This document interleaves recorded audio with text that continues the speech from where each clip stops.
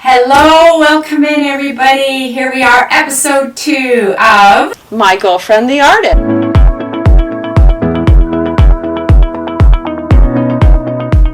Hey Chris, it's really good to see you.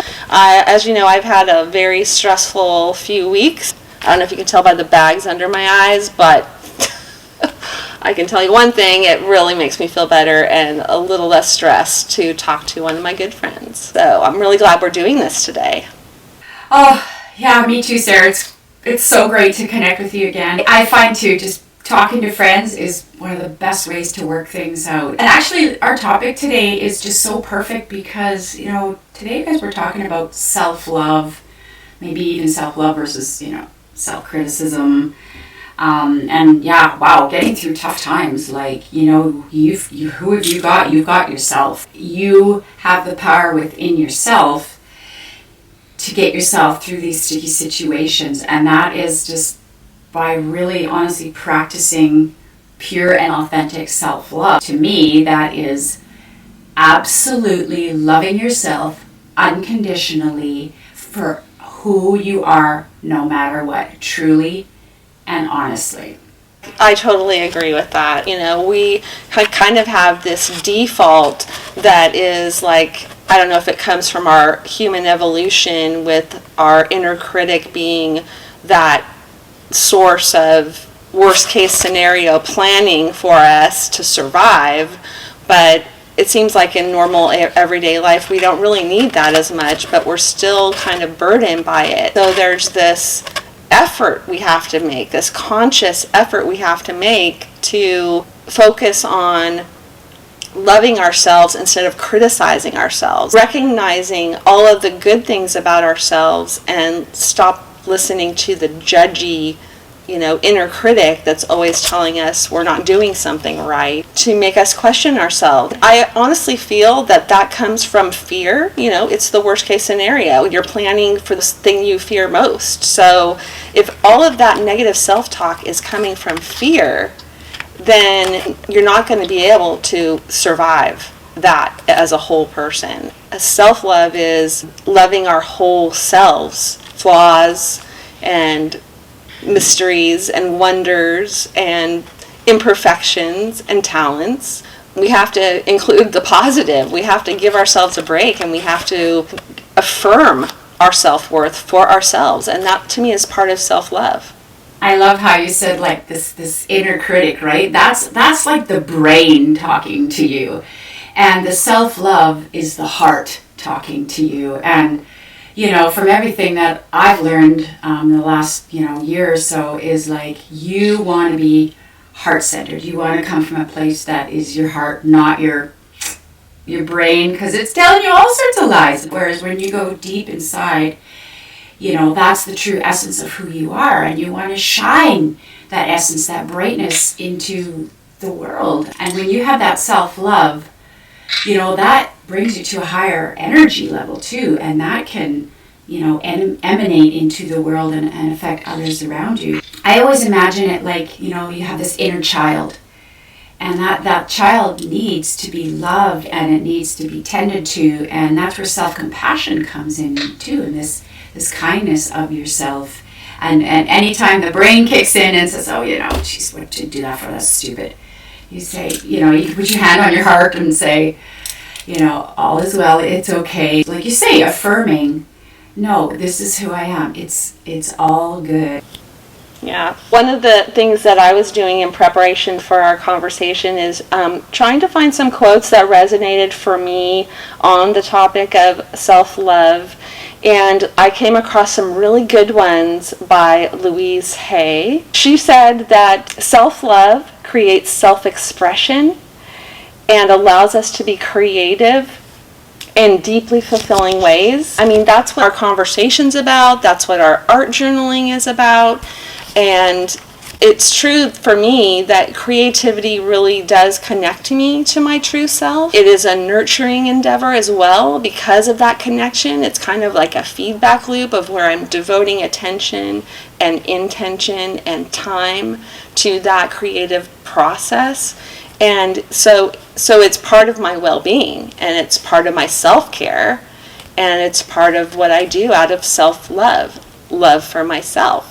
That's so beautifully put, Sarah. Absolutely, the whole piece of the self-care and the self-love, doing what your soul, needs to do. That's such a beautiful quote. I love Louise Hay's work. I found a really nice quote too. I found a few quotes as well. I just want to read this one. It's by Oshana Dave. It says, "Of love there are many kinds.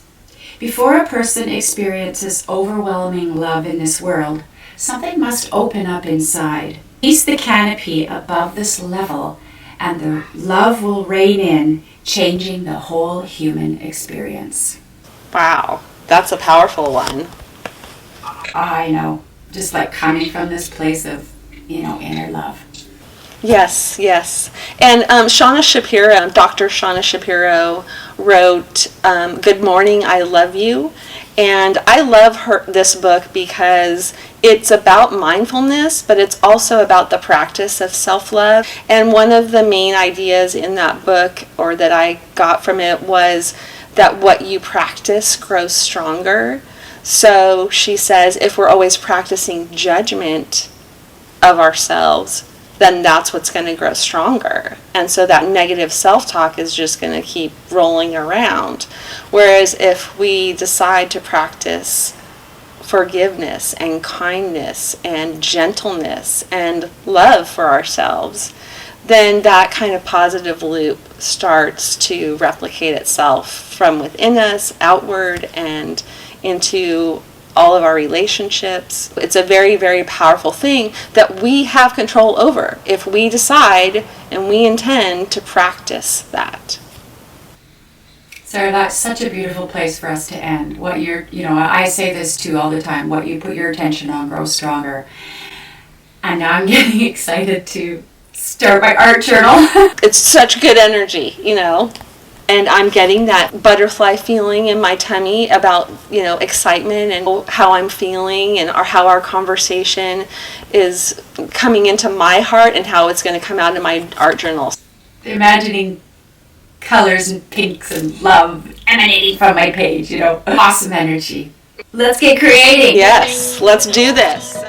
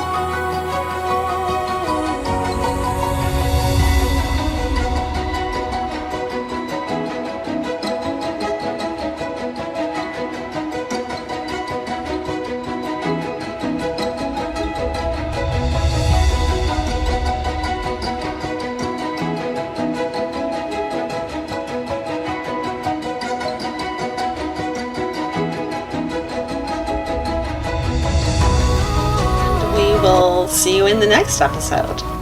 Bye. Thank you, everybody, for coming along on this beautiful ride with us.